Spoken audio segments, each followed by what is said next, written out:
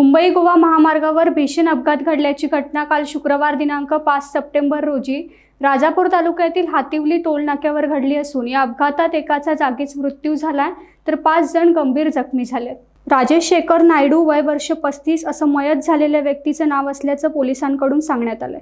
अपघातग्रस्त महिंद्रा मेराजो ही गाडी क्रमांक MH02EZ4748 मुंबई मालाडहून कणकवलीच्या दिशेने जाणारी ही गाडी थेट ट्रकच्या खाली घुसली आणि त्यामुळे हा भीषण अपघात झाला। एकूण 6 जण या गाडीने प्रवास करीत असल्याचं सांगण्यात आलंय। अपघातानंतर लगेचच पोलीस घटनास्थळी दाखल झाले असून जखमींना तात्काळ जवळच्या रुग्णालयात हलवण्यात आले। मुंबई गोवा महामार्गावर वारंवार होणाऱ्या अपघातांमुळे पुन्हा एकदा सुरक्षिततेचा प्रश्न ऐरणीवर आला।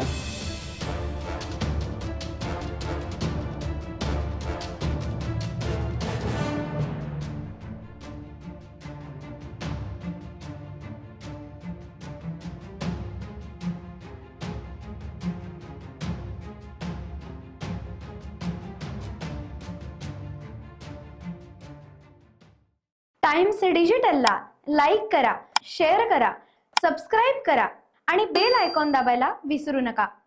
Times digital.